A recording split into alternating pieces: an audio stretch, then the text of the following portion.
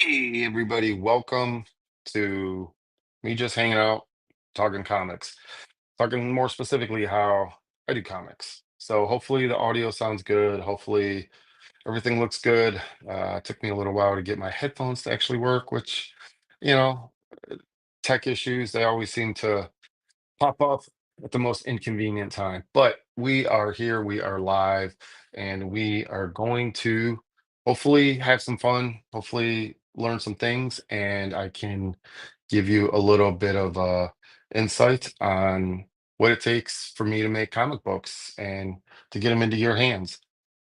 So we're going to start first, actually, kind of from the beginning.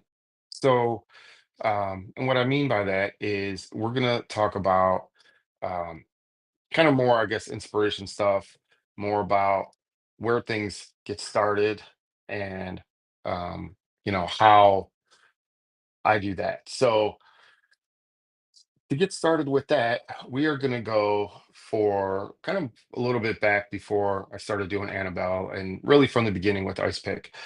I knew back in high school what I wanted to do with the character a little bit, although it wasn't really as talented or as had everything fleshed out as much as the comics ended up being. But it really started with uh, a lot of influences. And I know a lot of us artists, we do a lot of, I mean, we get our influences from all over the place. So for me, it was a lot of influence of Dante's Inferno.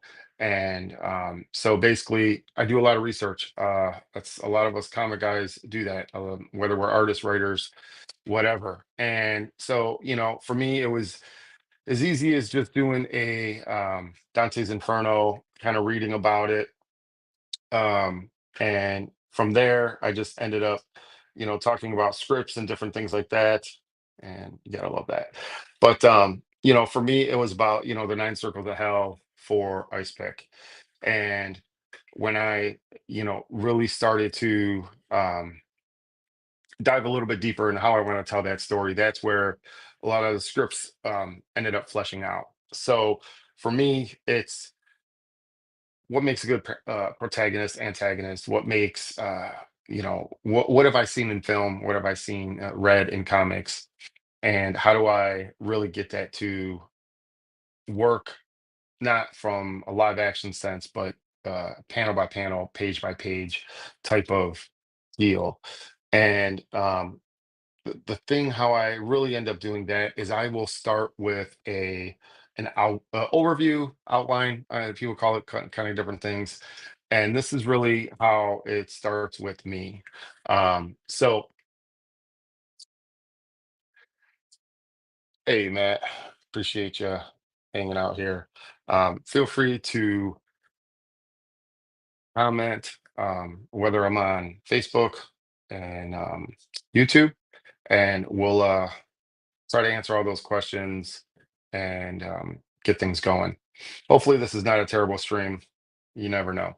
But for me, I'll do an overview. And that overview is we're going to talk about the story after Annabelle. This is going to be a fun little short story called Ghost Stories. And takes place right after Annabelle issue 4 and right before Luke number 1. And we'll get a little bit more into Luke after kind of talk about this for a little bit. Luke is something project it's going to be coming out, kind of some of the stuff I'm going to be doing next year. So that's one of the projects I'll be working on. And so Ghost Stories, pretty basic. I wanted to keep it a little bit short.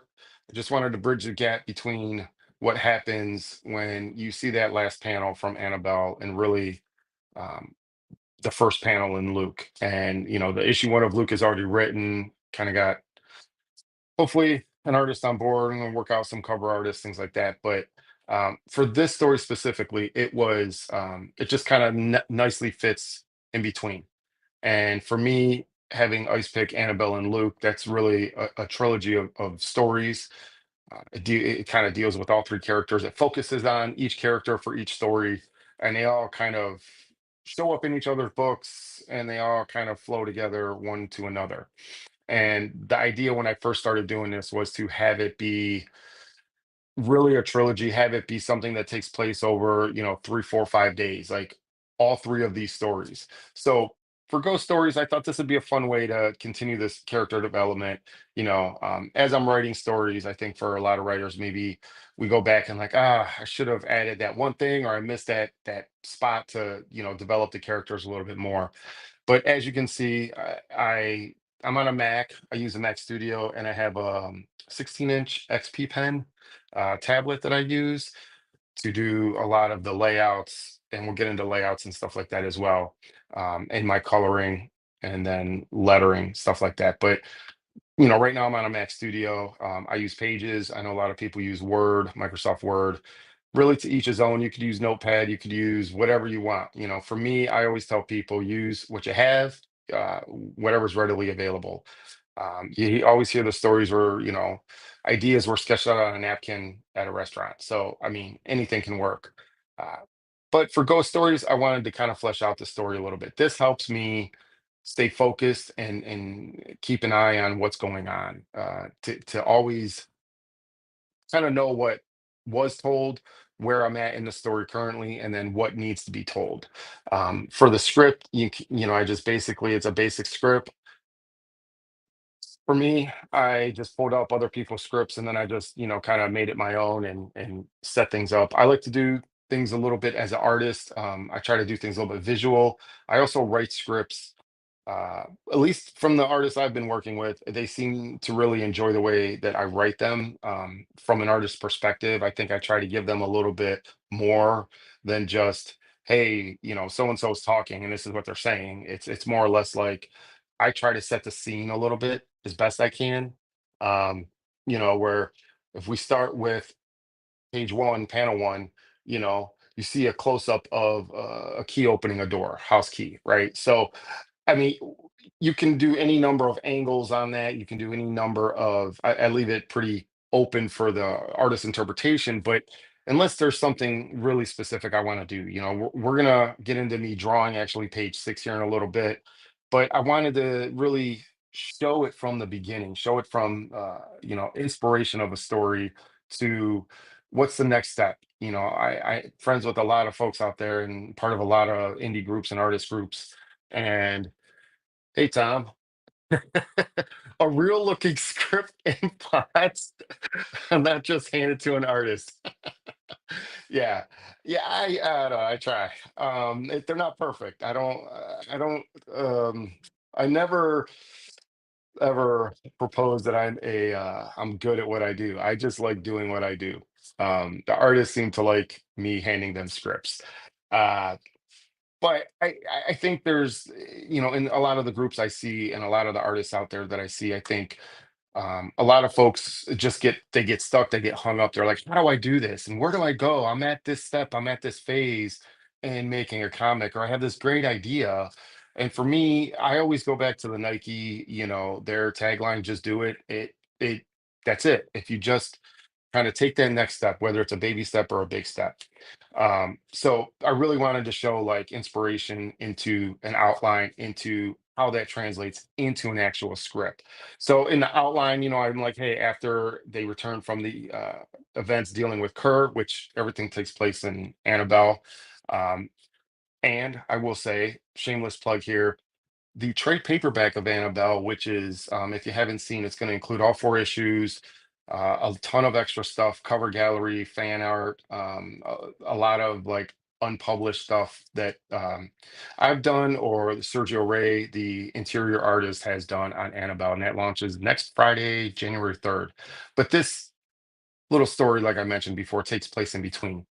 And, you know, panel six is what I'm going to be working on here, and it's basically a close up of Adam's face. This is what he says, okay, and then he has another word balloon. So, you know, as me being the writer artist on this, I do have that luxury of tweaking things and adjusting it after the fact. And I think a lot of writers out there can attest to, you get a page from an artist and you're kind of looking at it and it's like, I don't know if that's that's exactly what I envisioned. Sometimes that happens. Sometimes the heads are too big, or just there's too much going on in a panel. So as a writer, you kind of have to adjust that script on the fly to either add or typically we end up trying to find a way to fit all the words into a tiny little, panel. Um, as the artist here, I try to keep that in mind when I'm drawing. I will do medium shots or further away shots. Try to do, I don't typically like floating heads, but I know that that's something that you can get away with as far as certain shots.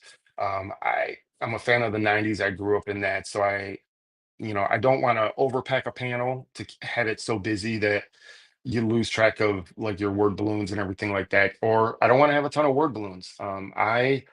As a writer, I try to keep things very, very to the point and just keep moving the story along. Um, I don't write extremely complicated stories. I tend to write what I like to read, which is fun stories, supernatural stories, uh, stories that, I think people would enjoy.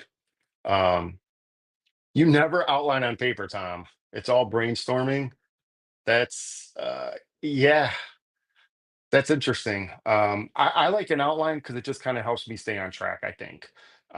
And that that's a fun way to write. I'm sure it probably saves you some time because it takes me a while to write these outlines. um, and for me, like you can see this page 6, it's only got 5 panels. I don't try to clutter up my pages with a ton of panels. I know there's a lot of old school ways of thinking. I've read books on, Marvel way of drawing or Marvel way of kind of doing panel layouts. And, the 90s really seemed to break those molds. And it was fun. It was fun to see artists like really showcase their artistic ability by having things break outside the panel and you're not doing the 3 panels, 9 to a page, 3 across, 3 down type of thing. As much tradition is there with a lot of the old Kirby stuff. I mean, to me, I'll mix it up, and you'll get to see some of that once I get drawn here in a little bit. Um, but yeah, simple script, and then from there, I have a cover from. Let's see here. So this will kind of give you a little bit of insight on the cover that I ended up doing. So after I did the kind of the layouts for this, penciled it in, do the covers, the colors, I should say. Then, and this is done on 11 by 17 at 300 DPI. Typically, I do all my art that way. I will use Strathmore. I do believe it's 300 smooth. I'll do my layouts digitally. I think it's a little bit quicker to work that way. And then I will print those layouts out just on regular 11 by 17, just normal paper. I will light table those layouts to my Bristol board, art board, whatever you want to call it. And then I will do my pencils. And you'll see when I get to my pencils, I do it in a couple different phases. And then once that's done, I scan it in again, print that back out. My pencils, I blue line them, print them back out on 11 by 17 artboard, and I hand ink all my artwork. So for all the ice pick pages, since I did all the interior stuff, it's like you have the pencil page and the inked page. Um, People have bought original art, they tend to like either. So I try to give them a little bit of a choice there. But then once I have that ready to go, it's inked in and it's scanned in. I'll still scan it in 11 by 17 at 300. I will go ahead and crop that down to what my printer kind of sent out. They had a template, and I use Ready Comics. I think they're still down in Arizona, and they gave me a template, roughly 6.5 by 10-ish. And I will crop that 11 by 17 down to 6.5 by 10-ish or 6 by 10 and a half at 400 DPI. And my workflow is I've set up all these presets in Photoshop and stuff, so it makes it a little bit easier to do. Um, and then, from there, I have the trade dress. I have the logo, whatever number it is, whatever the book is, all the fun stuff there. Um, so that's kind of how I ended up. That's my process, I guess. And then this would be my layout for page 6, I do believe. Let me jump over here and pull up that page. So that would be, so you can kind of do a side by side comparison a little bit here. Um, and that is the script kind of, and what I got going on here. This is, kind of in the middle of the story, but Annabelle and Adam, aka Ice Pick, he basically ended up, as the story goes, they get home, they kind of relax a little bit, and they see something. And so they get off the couch, and he's like, I'm not taking any chances. Like, with all the stuff that's happened lately, I'm just gonna go get my costume, right? I mean, he's a superhero, so he likes to live in his costume. Um, and this is a extremely rough layout, and this is what I end up light tabling to the Bristol board. And I've light tabled that already. I've kind of laid in my panels. And for the process of that, I have a kind of a draft. I think it's a drafting pad. It's a pad filled with, like, basically crumbled up erasers, and it will lighten the pencils up. I'll do that. And then that gives me a foundation to start actually penciling. And I really like how Sergio Ray ended up drawing Annabelle. His rendition is great. So, you know, the $1 million question is, how much reference do us artists use? It varies. I can say that, but I ended up using Sergio, his rendition of Annabelle, as a loose reference. I like, just generally speaking, how he drew her. So got him in there. He starts, like, kind of being the hothead that he kind of is, and just wants to jump into the action. And that's what we have to. That's the page that I'm actually going to be working on here soon. So, um, you know, we're gonna switch over to me doing that, and um, we're gonna let's see here. We're gonna play a a video while I just swap out the camera, and this will be the video for the Annabelle Kickstarter that is going to be launching January 3rd, Friday. And that's going to be the trade paperback. And we're going to end up, we're going to end up having some extras in that. And hopefully, uh, everyone will enjoy that issue. But let me switch over the camera and enjoy this fun little video while I do that.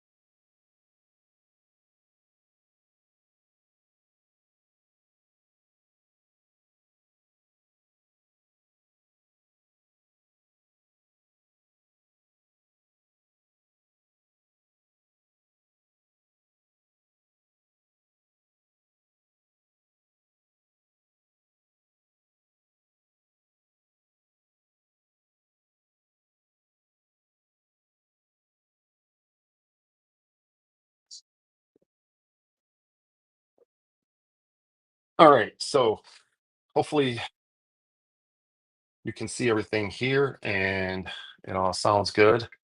Um, this is the page, and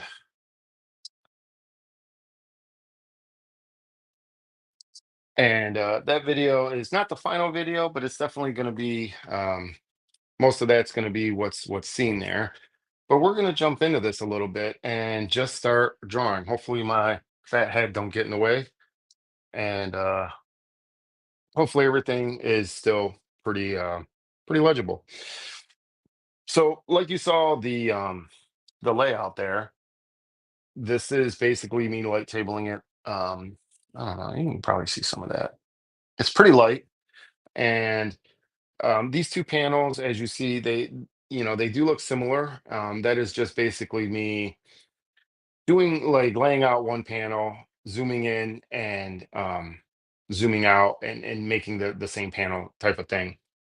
But I like drawing action stuff. I typically, to me, sometimes drawing action is the easiest thing to do because I think you can be more free with your action scenes, and they don't have to be always exactly perfect. You can exaggerate them a little bit more and get away with it. So we're gonna just get in here and start drawing Mr. Ice Pick flexing, getting his powers ready to fight the person that is going to um, reveal quite a bit of information here in this little short story. And while I'm working on this, this short story is going to take place, like I mentioned, after Annabelle and before Luke. And I will be running a Kickstarter for this as well. I just have to obviously get it finished and everything like that. So uh, as I'm drawing, I typically like to stay pretty loose when even as I'm coming in here and drawing um, after I do my rough layout. Uh, like I mentioned in a few other videos, I have probably about 3 passes that I'll do on this before I actually call it done. I'll do I'll do this pass here. I do the layout, then I come in, lighten it up, do another pass, and we'll lighten this pass up, and then go ahead and do probably one more, at least one more pass. Sometimes as since this is not my day job, I uh, I will sit back and after a day or so look at it because it kind of sits right next to my work area and my day job work area that is. And I'll look at it like how good does it look? Is it at least okay? Is it passable? Is it amazing? Is it terrible? Um, you know, what's the anatomy kind of looking like? And to be fair, uh, anatomy is always a struggle, I think, for all of us artists, even if we're drawing something 100 times, getting it, the way we want it all the time, 100% first time. I can say that for me, it is not always a first time shot. It sometimes will take me a couple passes to get everything figured out. But while I'm doing this face here, I am keeping it loose and I am trying, um, you know, I'm thinking about anatomy. I'm thinking about muscles and just where they go, what they attach to. Okay. I did I did go to school. Um, Somewhat professionally schooled, I'd say. I have a associates in design and um, small business. And by taking a lot of these courses, I did have to take an anatomy class, and I took art in school, like a lot of artists did. And maybe you guys didn't. I don't know. I did. I've always been kind of creative, and like I mentioned, even being in high school is when I kind of started doing ice pick. Um, so I did take anatomy in high school, and kind of being around the '90s, it really did change as far as anatomy goes. I think you had a lot of the artists back then did a lot of extreme anatomy, and I'd say for the most part, it really did work. But I think it showed the comic industry as a whole, you know, things don't have to necessarily be perfect. And that's kind of how I approach things. I want them to be good. I want them to be accurate. Like, I don't want their hips to look ridiculously out of place, or something just doesn't look right. I need it to work and still to look like a person. And that's where anatomy definitely comes into play. So, what am I doing here? Talking and not thinking about exactly what I'm talking about. So, we'll kind of come back to that because I think I want to do that a little bit different. But this is just getting some general shapes down. Um, I tend to work in shapes. I don't necessarily work. as a whole, maybe. I tend to like take your bicep as a shape, your forearm, the different leg muscles, like all those things. I kind of individually place them, and then I'll look back and see how does that work as a whole. So it's a little bit different than maybe how other artists do. And honestly, I'd be curious, any artists out there, like, how do you guys do it? Um, how do you what are you thinking about when you're doing anatomy? Are you looking at the whole picture and just going from the whole piece down to the individual pieces, or are you wanting to do it a little bit different? So yeah, it's just, everybody does things a little bit different. Every artist, I'm sure we all have our own ways and idiosyncrasies, but this is really how I end up approaching each page. And depending on what's really going on, this panel here is definitely more of a uh, kind of a splash panel, not really a splash page. I don't think it doesn't really connect to any of the other pages. I love two-page spreads. As you Anybody out there that's picked up a copy of any of the books that I've done, Ice Pick or Annabelle, and hopefully soon to be Luke. um, yeah, I definitely will do my fair share of splash pages, and I enjoy that. It's a lot of fun. But this one here, this is just kind of like a little panel that is just showing, you know, his he's getting ready to throw down a little bit. And for me, it's pretty important to make sure that the things stay consistent. That's, as an artist, I know that's another big thing I struggle with is consistency. And I'm sure we all do in our own ways, but just trying to stay consistent with stuff. Let's do in there. Um, it's a lot harder to talk while you're drawing because you end up not thinking about what you need to be thinking about. But challenge accepted. We'll we'll get there. And I try not to overthink things as well. I try to keep them pretty pretty loose, pretty laid back. I mean, if something looks really, really wonky, I try not to let that see print. I'm sure that there's been some wonky stuff I've done, but um, it's all about getting better, striving to be a little bit better with that. And yeah, I mean, so that's really kind of how I end up working a figure. Okay. Um, and that goes panel to panel. I want to do this. Let's do it this way. Typically, pull it up here, come down here, and then that leaves some room for fun little cross hatching, things like that. Um, there's that little, and to be honest, I'm not always 100% sure on the names of the muscles. At one time, I will say I did know them. I was tested on them. I did pass those tests, but with age comes many fun things. Some things we just don't remember. But yeah, actually, I don't like that either. So for his powers, I kind of like it to be coming from the center of his hand. So I'll bring it more like this, something like that, probably, and it shows it like that. And then from this hand, kind of come in here.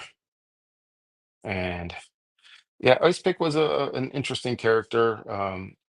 A lot of people seem to, whether nostalgia, whatever, really seem to like the story of Ice Pick and the character and the Kickstarters and all that. They did pretty good, so can't complain. But you know, figured let's bring him back, and I got plenty more stories to tell with this guy, and we're just gonna keep going with him. We're gonna jump into Luke, and while I'm working on this here, I will say Luke is gonna be a horror book. So all you horror fans out there, we're gonna I'm gonna have something for you, and it's gonna be a little bit different. A little bit different, as in not your typical type of horror book. It's gonna be it's horror, and there's gonna be a lot of blood, a lot of craziness. Everything that's I would say is in a horror movie. I am I'm a pretty good sized fan of horror books. I'm not like aficionado or anything, but I definitely come come spooky season. That's all me and my wife do. We just sit around and watch horror movies. A lot of the ones we've seen a gazillion times, but yeah, fan of horror. We're gonna do a Luke horror book. He ends up give you a little bit of insight on that. Luke ends up traveling to Salem, Massachusetts, to find out about his parents, and that's really the theme I have. The running theme between Ice Pick, Annabelle, and Luke is I I want to tell the story of all three of them. I want to tell the story about their parents, who they are, what they are, that type of stuff. I don't want to spoil too much with Annabelle for anybody that hasn't read it, but it's definitely about her backstory. I'm not liking how this arm's looking, so I'm not sure what we're gonna do. We're gonna get rid of all that. Do happy little trees. That's what we're gonna do. Just happy little trees. I think it's gotta sit like this. Got that little muscle there, and then we bring it down into the forearm. Something more like that. So he's just, yeah. Yeah, that's right. I zoomed out. If we look at these two panels, hopefully we can see it. But we got Annabelle, we got Ice Pick, Annabelle, Ice Pick, same pose. But with a storytelling element here, Ice Pick comes into the room and he's like, yo, I mean, he says this thing, blah, blah, blah. Annabelle's always been kind of a little bit more quiet one, but she can definitely step up and do her thing. And she's typically the voice of reason here. And but with the second panel, I introduce who they're actually speaking to. So page 5, I actually introduce the character that is that they're talking to. And I think it's page 5. I have to go back and look now. And that's the thing. I don't always remember what's going on from page to page. It's actually page 4. So page 4, I introduce like who they're talking to, and then Ice Pick's like, yeah, I ain't having none of this. After, dealing with demons and crazy killer clowns and uh, demons, I mean, it's just insane. And finding out that dragons are real. And, I even had zombies in Annabelle. So anybody that's a fan of zombies, they show up in issue 4. And after all this kind of stuff, and even ghosts, at the end of Annabelle, some ghosts show up, and they're important figures in the storytelling. But it's important for me. I reveal the character, and Ice Pick's like, I'm not having any of that. So he goes gets his costume because he feels comfortable in the costume. He feels the strongest in his costume.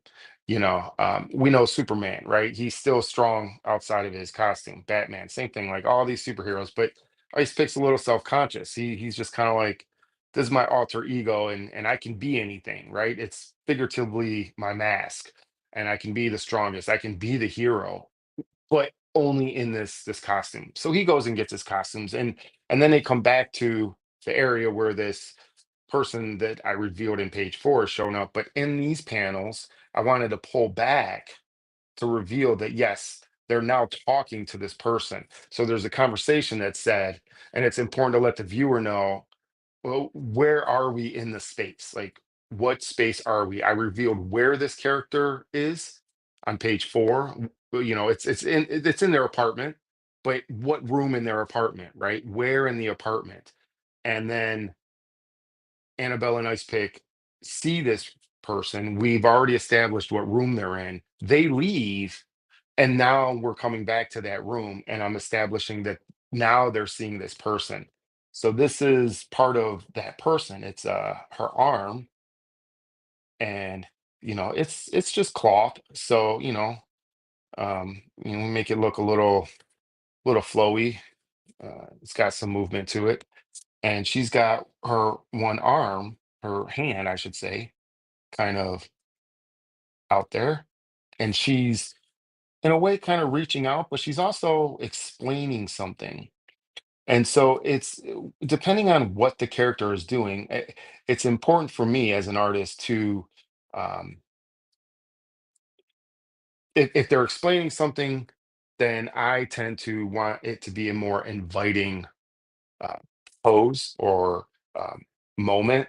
So I don't want to sit there and have it be like some crazy over top action if they're just explaining something, and if that makes sense. I really think about like uh, what the person is doing, like the body actions, the pose, the motion, and that in line with what's being said in the script. And for me, it's really important to make sure that that has some weight as far as the body language. Body language is super, super important. It's important in life, and for me, it's important in comics. And I try to convey that body language when I am drawing. And you know, so it's just another, I guess, another thing, right? It's another element that we as artists, we as writers, we can um, you know, look at and say, hey, body language, right? Um, and I'm gonna actually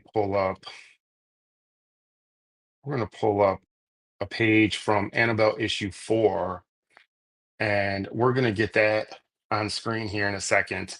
And then what I'm gonna do with this is, kind of take it again to the next step, right? That next step of um, what do I do once the pages are inked and they're um, they're inked, and I scan them back in and I get them colored.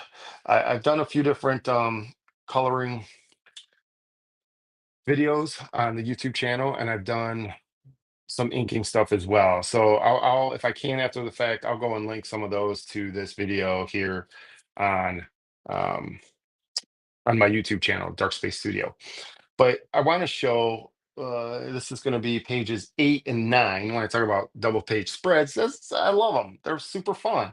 So let's try to incorporate it. This is an amazing page that Sergio did, and I really really do enjoy it. He just did some phenomenal work on the issue at hand, and I mean he's really been good throughout. I can't say enough about him. He's going to be doing an exclusive cover for the Annabelle trade, along with my cover. So it's gonna be a lot of fun. But we're gonna jump over here and show you that this is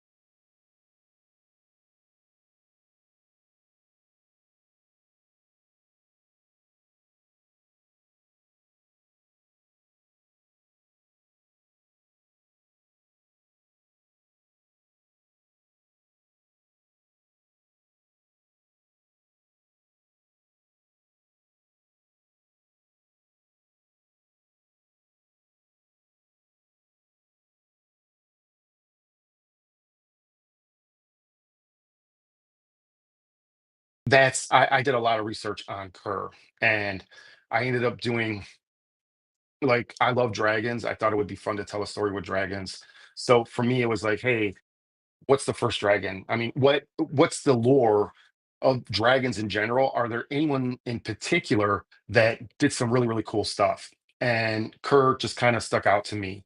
And so this is my kind of telling the tale of dragons, of encountering a dragon in modern day times.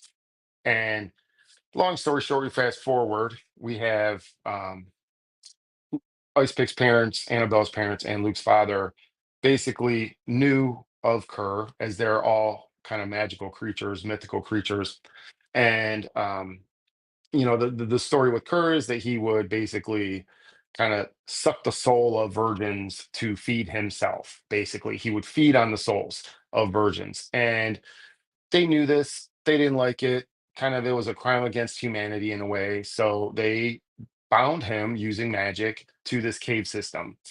And over the centuries go by, other dragons kind of end up just naturally coming around this area, and they are not bound to the cave. So Kerr kind of uses them to do his bidding.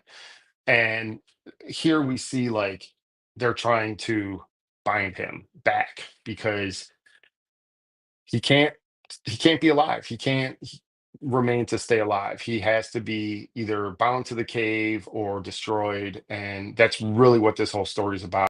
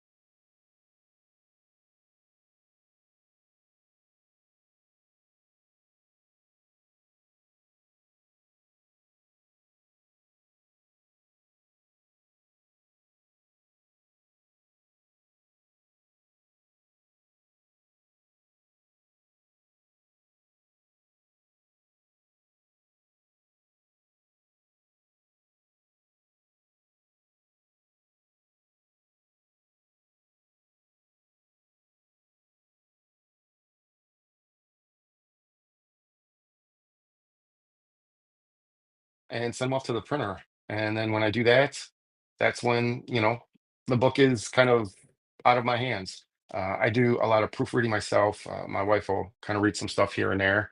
She's a big help, huge supporter. But, for me, a lot of it is on my shoulders. And, mistakes or not, sometimes they get made. Sometimes I miss, some things in the script. But it's a learning process. It's a learning curve. I hope this, has helped anybody out there that's looking for advice. Please feel free to reach out to me. I'm always an open book.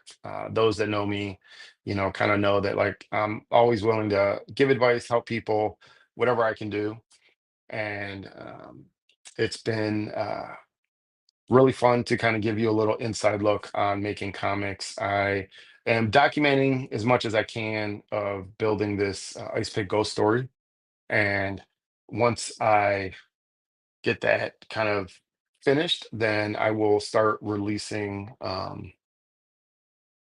videos on that behind the scene process. And then that way, you know, everyone can kind of really get a good look at what it takes, what it takes to make a comic, and how to get it done from an idea to a script to a layout to pencils to inks to colors to letters to an editor, if you got to send it to an editor or to a printer, and what it costs and how many do you need to make, and the financial side of things, which is a whole different ball game. You could do a whole stream on just talking about the financial side of making comics, which is not cheap, by the way. I mean, and I'm someone who pays all my artists. I'm very adamant about that, and timely, as a matter of fact. And it's important to take care of those that kind of make your book and take it, come to life type of thing. And I will see you in the next stream. This is going to be the cover for Ice Pick Ghost Story. It will release in 2025. And I'm, taking the next couple weeks to get it penciled in, get it inked in. For me, penciling definitely is probably the longest of the processes. There's way more to think about than when you're inking. And I will be throwing up some streams of me inking this story, me coloring it, lettering it. I mean, literally the whole thing. You will get an inside look from start to finish for the most part. And as far as the initial idea for this, I wanted to bridge the gap between the last panel of issue 4 for Annabelle into the first panel of Luke. And Luke, like I mentioned, is going to be a horror story that is also going to release in 2025. I'm going to nail down the artist hopefully here next week or so, and we'll get him working on that book. And that's going to be a fun horror story that's going to have vampires and fairies in it. Again, supernatural creatures. That's what I enjoy the most. So be on the lookout for that. It's literally going to be a bloody mess. And it's my take on vampires and fairies, like I did with dragons, like I did with ghosts. This is going to have a ghost in it. It's kind of what I just tell my story of my ideas of what's going on. So I hope you enjoyed this. Hope you learned something. Always, take care of yourselves out there, and feel free to hit me up on any social media sites. Be on the lookout for the Annabelle trade launching January 3rd. The pre-launch is up, and I'll drop that in the comments of this stream on both pages, I do believe. And we will see you the next stream.